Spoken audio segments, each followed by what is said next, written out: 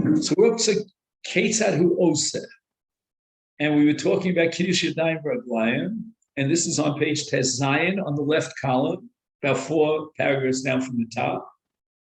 L'alocha meniach yodo hayemonis al gabi raglo hayemonis, yodo hasmolis al gabi raglo hasmolis v'shochet.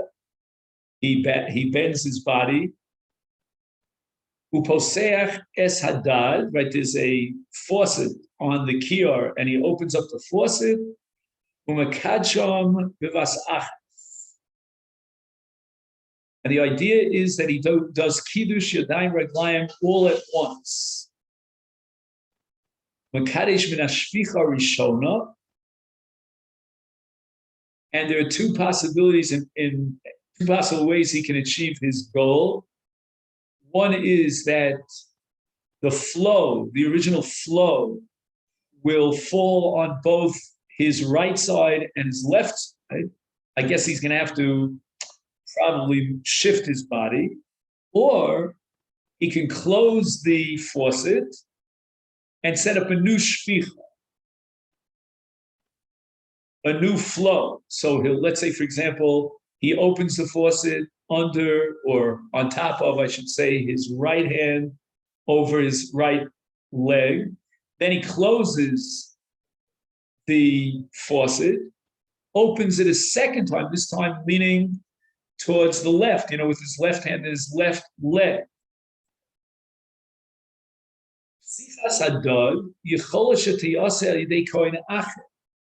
He could actually split between the Kiddush Yadayim Raglayim on one side and the other side, set up, in effect, 2 acts of Kiddush, one by, we'll call a Kohen Ruven, and another Kohen by the name of Levi, and that's fine. I suspect that according to the other Tana that has the crisscross, if you remember that, he's got his right hand over his left leg and his left hand over his right leg.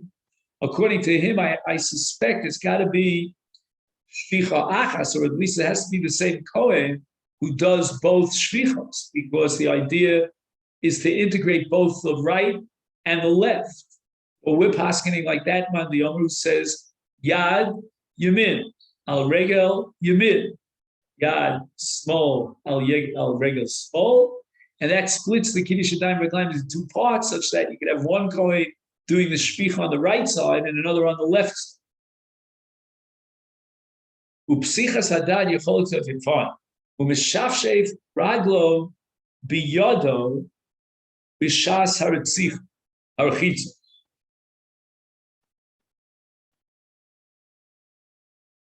So this is a very interesting chiddush here. He attributes it to the Rambam.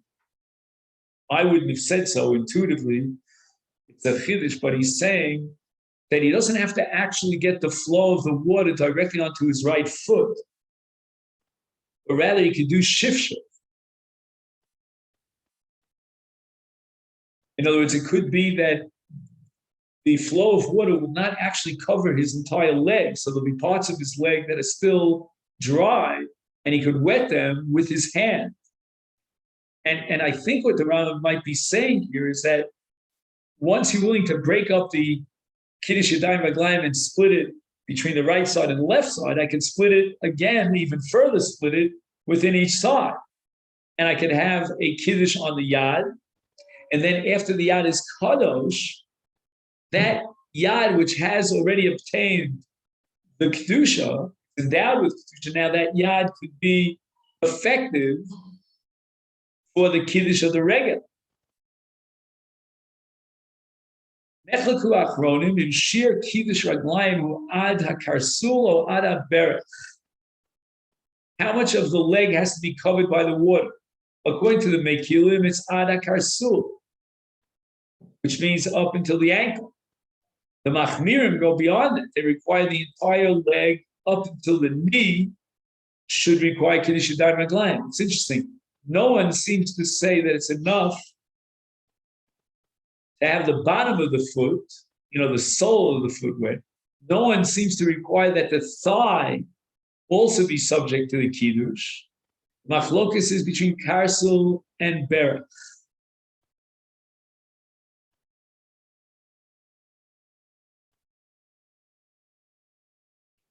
This is a machlokas apparently between the Gaon and the Minchas Solas, or the Tiferes Yisrael, as interpreted by the Minchas Solas. B'shir HaKiddush b'yadayim nechleku rishonim.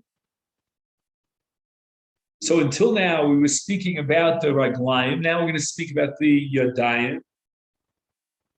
Imu ad marpek, o ad beis hashechi, o ad sof kaf hayat. We have three shitos of it. Let's go backwards. The Mekilim say it's enough if you submerge your hand, the palm of your hand, under the water. The next chumrah is Adamar Pek until the elbow, and the third is until the armpit, the entire arm. If we were to use tefillin, shal yad, as our paradigm for Kiddush Yadayim, then you'd require being Makadish it until the Beis HaShechi, because that's really where the tefillin are sitting. If, on the other hand, we're talking about something similar to Taras Yadayim, then maybe it's enough to have the Kaf Hayat. You don't have to go above the Kaf Hayat. The Beis HaShechi is the other extreme. In the middle, he's got a Kaf by Shita Amar Pei. I don't know where that fits. Allah Shir Kiddush Yadayim who had Sof Kaf Hayat. I guess it means up to the wrist. And that's how it's paskin in Shulchan Aruch. Wow, this is really interesting. We're talking about Kiddush Yadayim Raglayim in the Beis HaMikdash, and the psak is in Hilchas Netilas Yadayim in Orach Chaim, when the Kohen has to prepare for Duchen, and the Nefilas up. I'm sorry. And the Nesias Kapayim of the Kohen is an avoda. So if you want to determine what the law is in Kiddush Yadayim Raglayim of avoda, how far up the hand it has to be, then Klachlecha, you'll find the answer in Hilchas Netilas Yadayim for Nesias Kapayim of the Kohen in the Shulchan Aruch Paskins at Sof Kaf Hayat.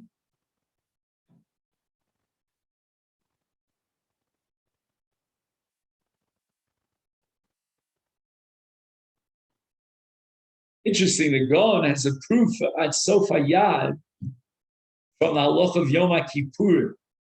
There it's clear that the Kohanim do Netilas Yadayim ad Sof Kaf Hayat.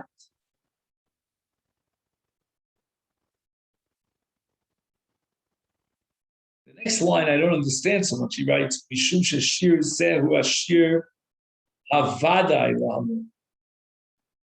Well, what does he mean by that?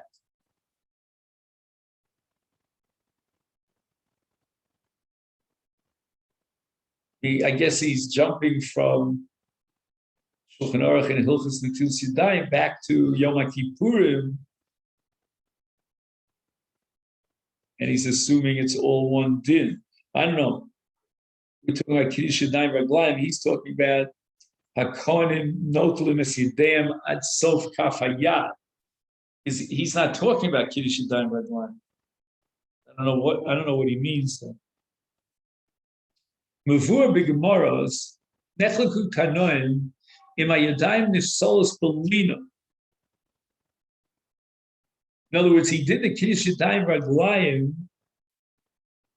of yesterday. Does he need a new Kiddush Yadayim Raglayim of today?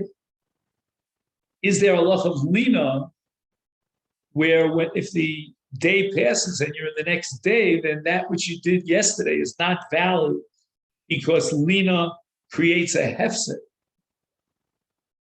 So therefore, his Kiddush Yadayim of yesterday now suffers a hefset of lina. And according to one Tana, he's going to need a second Kiddush Yadayim Raglayim. Yesterday's Kiddush Yadayim Raglayim will not do.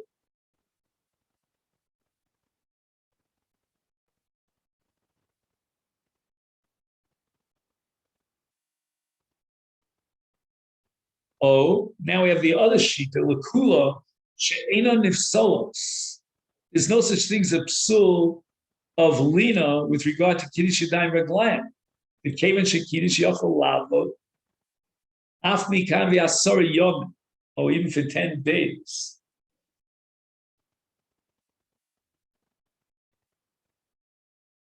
I'm not sure why. Why do you put the cap at 10 days? We also have another question. What about sleeping? That's not enough for hefsek if he goes to sleep. No, he's not. We're not talking about somebody who's awake for 10 days. That's humanly impossible.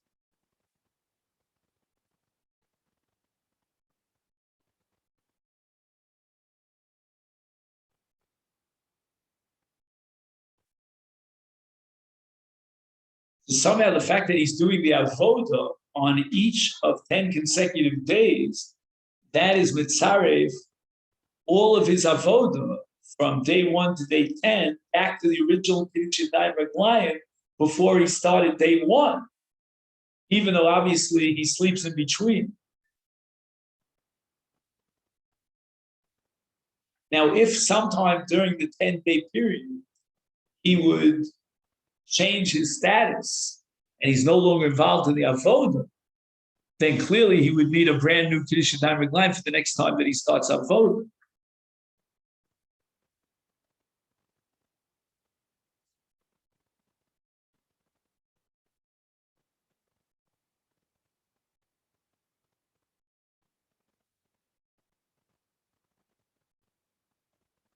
So I'm wondering what happens if he, let's say he takes a break one morning, but he does the avodah, the Talmud Shalbein Arbaim in the afternoon.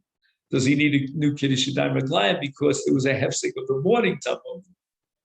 I would think yes, he would need a new Kiddush Yadayim Raglayim.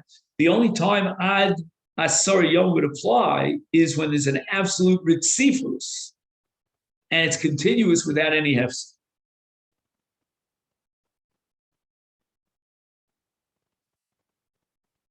Kidesh Yodov Veraglav Bikris Kriyas Hagever. Right? When the rooster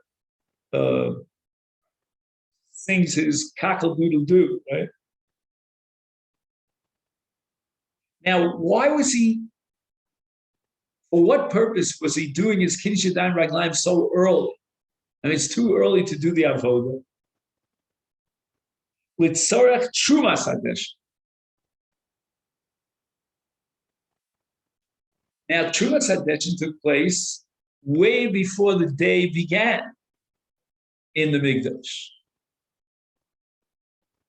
And if he did a Kiddush Yadayim Raglayim for Trumas Hadeshin, that already is considered an avodah of the day, even though again it's before the day technically, but it's like the kickoff of the entire day.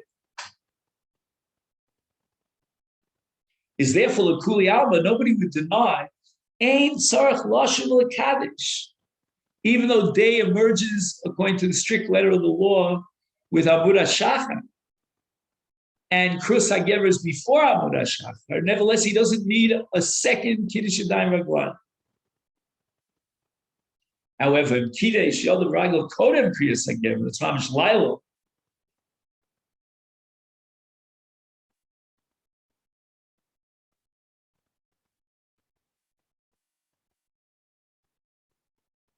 Im Kavanoso Hoysel Avodas Evarvu Kedarim Akshera B'Laila.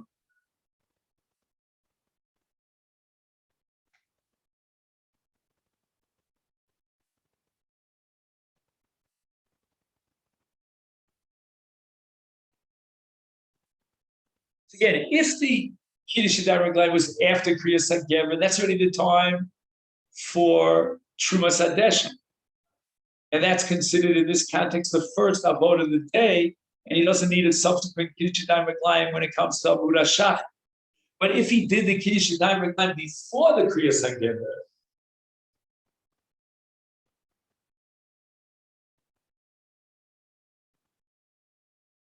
so then we could only consider it a Kiddush Yadayim Raglayim for an avodah at that time, which is only Haktar Seivar B'Kedarim, but that belongs to Lila.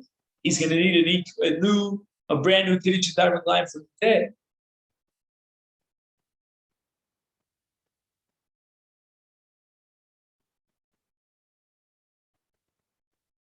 But let's say he got up so early, and in his mind, his Kiddush Yadayim Raglayim was being implemented for the purpose of Trumas Hadeshin, even though right now it's not yet the time for Trumas Hadeshin.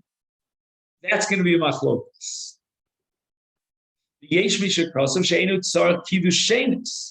So technically, he did a Kiddush Yadayim Raglayim b'layla. When I say layla, I mean layla mamish.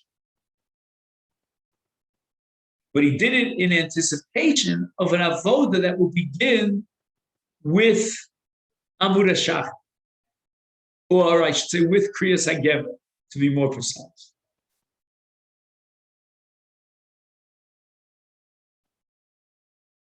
Yesh Mishakasav Shalabaye Ton Kiddush Shemus.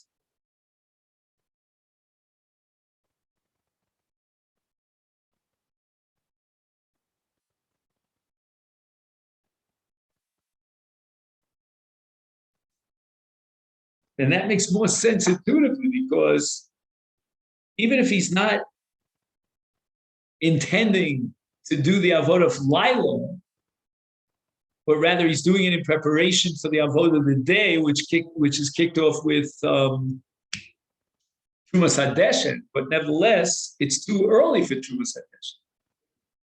So how could you give it a status of Yom? And we're saying that the Kiddush Yadayim Raglayim of Laila is not meaningful for Yom. Yom starts a brand new day of avodah, which will be kicked off with Trumas Hadeshen at the moment of Kriyas HaGever. Here, he's doing Kiddush Yadayim Raglayim prior to Kriyas HaGever. But since he's doing it for the purpose of the Trumas Hadeshen, we could upgrade it to the status of a valid Kiddush Yadayim Raglayim for the Avodas Hayom, even though he preempted the day of Kodshim.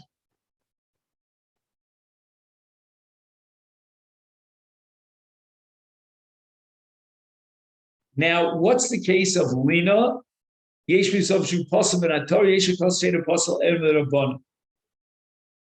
what do we say about Lina? That if there was Kiddush Yadayim Raglayim at night, and then there was Lina, one Tana says that he needs a second Kiddush Yadayim Raglayim. Why? Because Lina poselis Yadayim. But we're not sure when we say that Lina poselis Yadayim, is that a Doraisa halacha or a D'Rabbanan?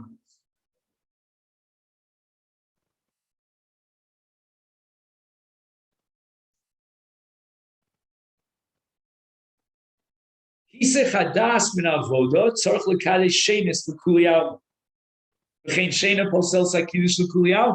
why did he say that he doesn't need a Kiddush Yadayim Raglayim for 10 days?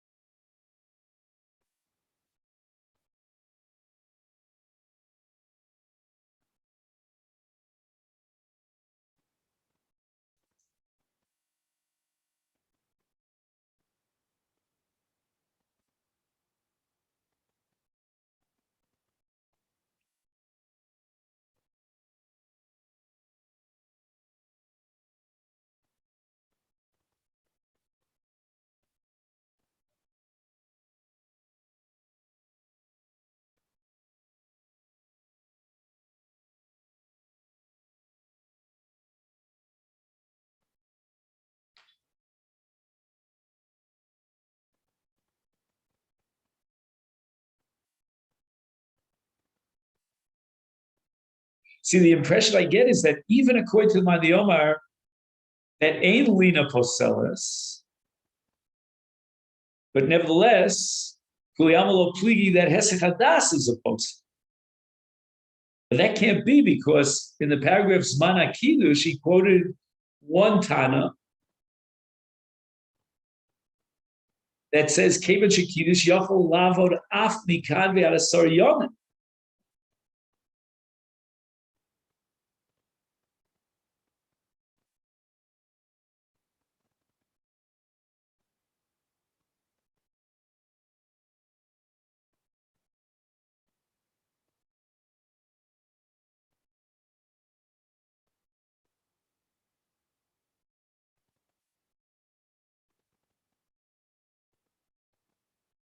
So how can you have a situation of Yochel, we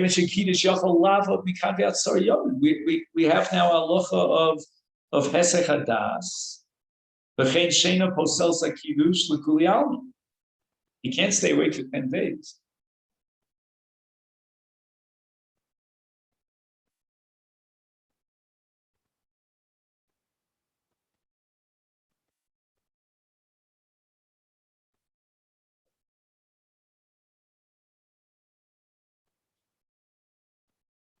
So I have a suspicion that what we're learning now is only according to that Tana who holds Lina Poselis. Now that we established that Lina Poselis, you can ask, number one, is that a psul d'oraisa or d'rabbanan? And number two, you can generate another psul, which is called Hesech Hadas. But Hesech Hadas and Shina as an extension of Hesech Hadas is a reflection of Lina Poselis. We're standing on the shoulders of that Tana that holds Lina Poselis.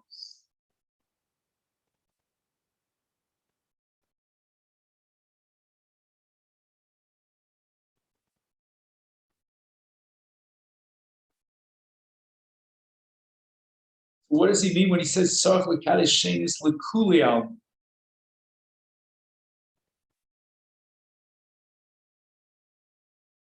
And in the footnote he writes, Af L'Shitas HaSover She'en Lina Posel, so we come from Hesech Hadas Posel Esak.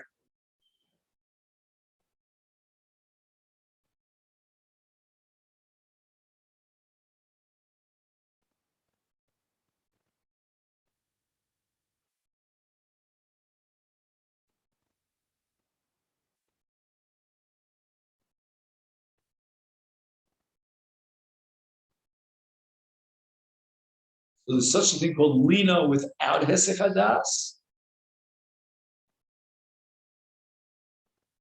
And that's going to be Machlokas Tanoim.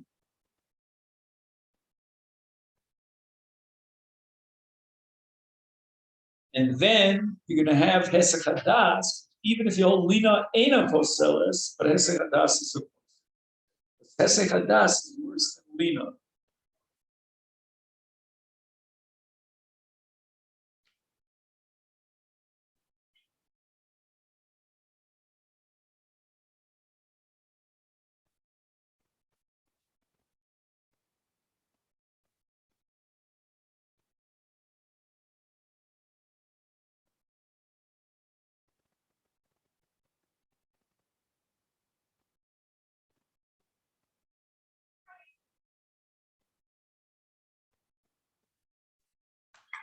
So I would say the following, that Lina means just the passage of time.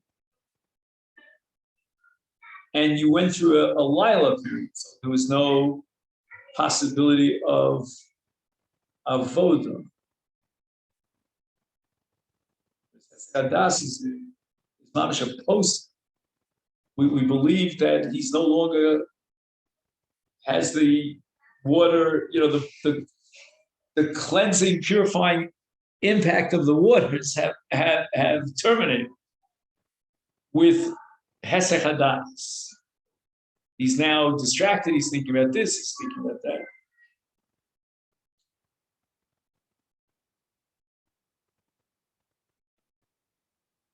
That's what he means by L'Kulial. Anyway, L'Kulial, which means that even if you hold Ein Lina Potseles,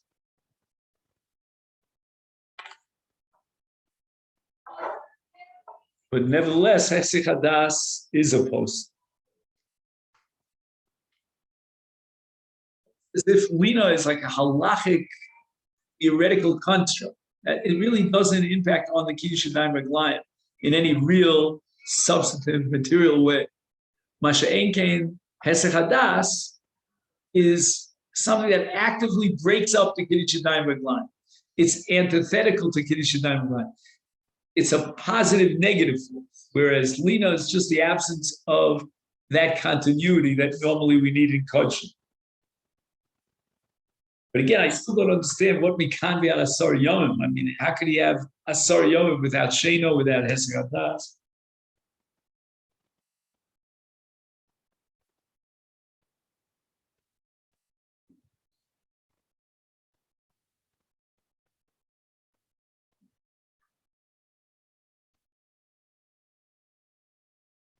Atam sheshena poseles hu mishum hesek hadas.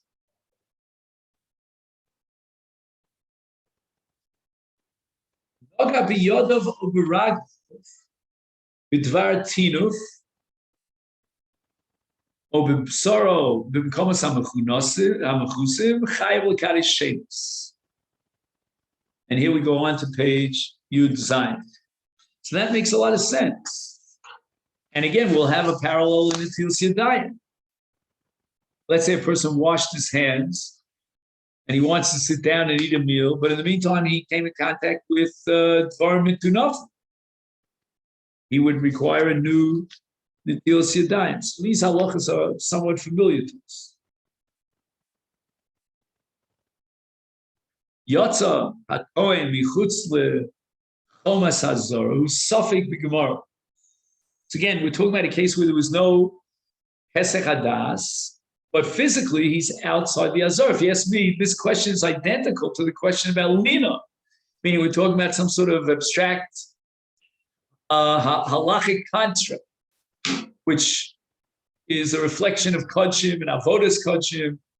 He had lina, and there was no way he could do the avoda during that period of time, or he was outside the Azara, so he couldn't do the avoda. Is that in and of itself a mafsik that separates whatever Kiddush Yadayim Raglaim he had until now with whatever avoda he'll do after? This is a sugi apparently on Daf Chaf Amid Beis.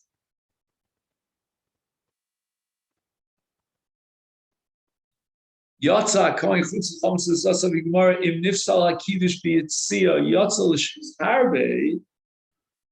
If he goes out for a longer period of time, he doesn't tell you exactly how long. Sarach tvila gamke. Because when you go into the azor, you need a tvila, lest you came in contact with any tumor. Yesh misha kasav shalashitas hasove lina poselas es hakiddush.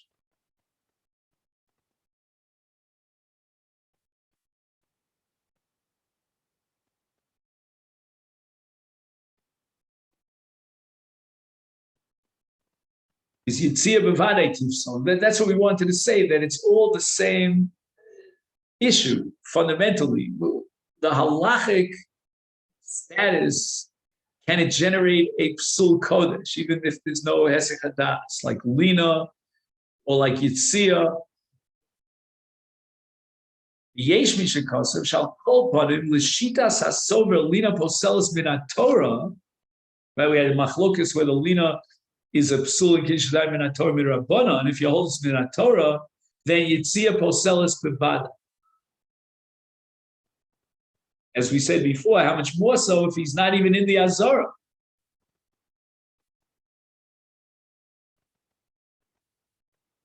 L'alacha yotza kohen chutz l'chomas hazara afilu shah harbe eino tzarich l'kadesh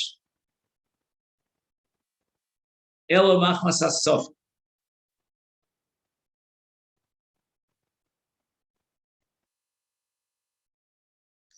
Omnam im lo kidesh the avad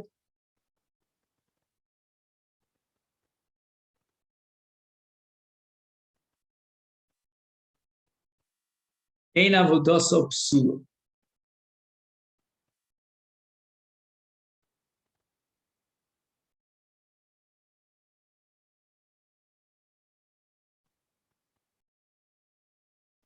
So the din is as follows: whenever there's a suffix, whether or not the Kohen's avoda was valid or not, then we're going to be makil, and we're going to say that the carbon is kosher.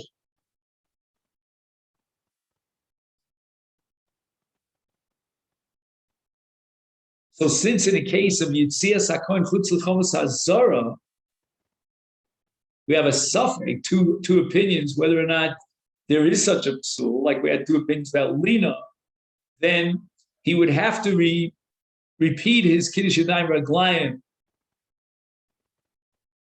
when he comes back into the Azorah. But if he did the avoda before the second Kiddush Yadayim Raglayim, but the evidence kosher. I don't know why he brings this up here in the context of Chutz LaZorah. He could have brought it up earlier, or even here at least, in the case of Lina. But I guess in the case of Lina, we come to some definite conclusion. Right? He said before, La halacha Lina poselis. The end of the paragraph that starts with Zman Hakiv.